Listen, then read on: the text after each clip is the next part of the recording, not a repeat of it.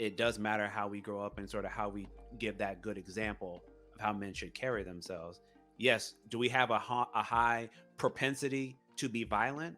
Yes, but that's not something that should be expected that can happen at any moment. As you said, there may be moments where that is necessary, and we can understand that. But at the same time, in my normal day to day, because we are a civilized society, that's not going to be acceptable. And I think that that's okay.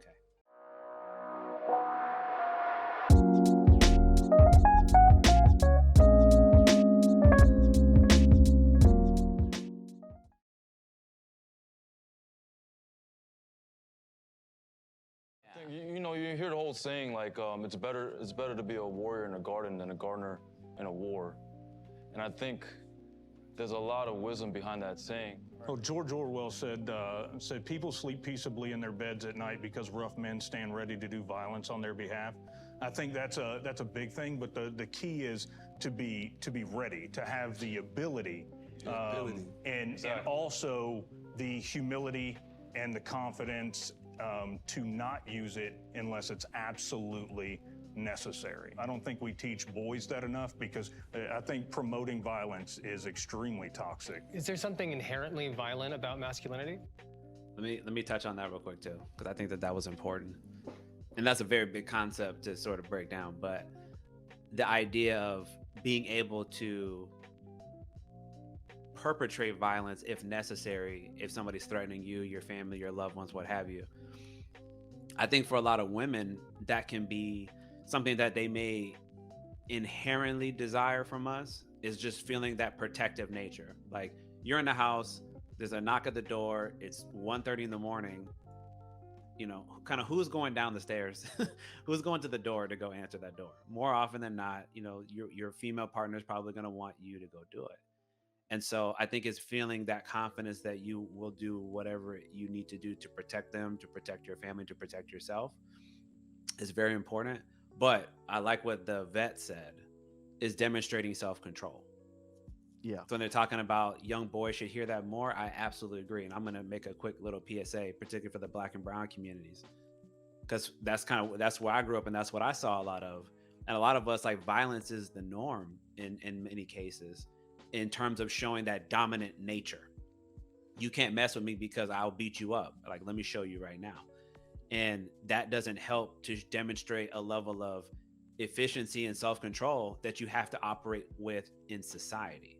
Unfortunately, or fortunately, however you want to look at it, you don't get to go to your job and like beat your CEO up or your manager up and say, oh, now your job is my job because I beat you up, right? We don't live in this primitive society where you can get away with that, right? So part of it is, okay, maybe I have the ability to demonstrate that level of violence or security if I needed to. But I also understand in our society, because we are civilized, there's really no need for me to engage with people in that way. I need to be able to behave in a responsible manner, conduct myself as a healthy, functioning adult, where I'm not going to go off on people, scream at people, yell at people, threaten them, intimidate them, all these types of things, because that's not how men should operate. Does that make sense? Yeah, I agree with that. So I really like the way he put that together. And I do agree, for a lot of the young boys, a lot of them can demonstrate violence because that's just common for us. That's what boys do. Like, we tend to fight. But it's also learning, like, when's it appropriate? You don't need to do that all the time. And like you were talking about a moment ago, focus it or channel it into something. Let's channel it into boxing, skating, swimming, like put it into something constructive. I don't need to be threatening anybody. I want people around me to think like I'm a jovial, easygoing type of person. I can protect myself when necessary, but generally I get along with people and I have a good sense of eternal, what we call emotional regulation. I don't go off and blow up on people because I don't know how to keep myself in check. If you get what I mean. Yeah, I'm someone who likes to avoid like physical altercations if you can. Mm-hmm. But like there's times where you need to, if someone's getting physical with you, Mm-hmm. or a loved one, or really anybody, there are times where you need to really, I guess, step it up and really not allow certain things to go down.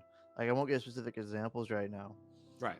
but just like in general, if it isn't, I think it's important to really be able to.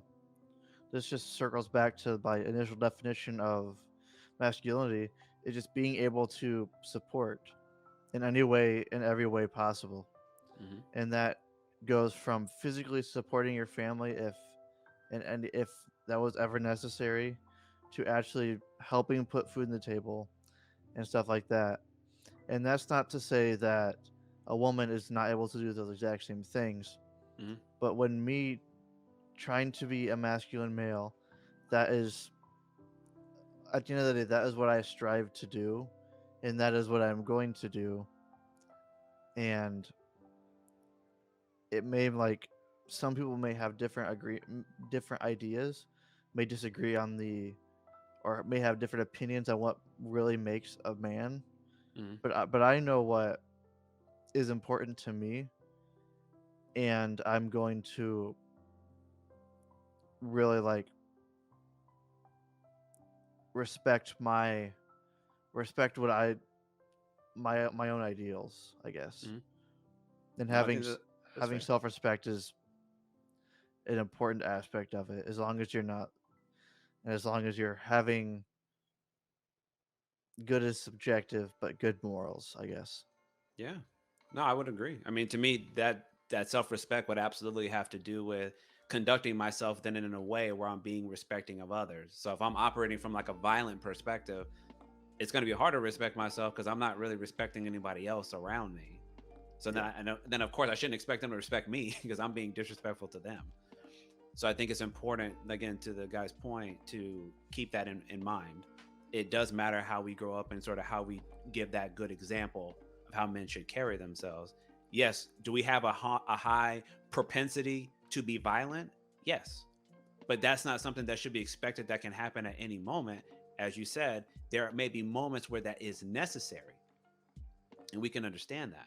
But at the same time, in my normal day to day, because we are a civilized society, that's not going to be acceptable, and I think that that's okay.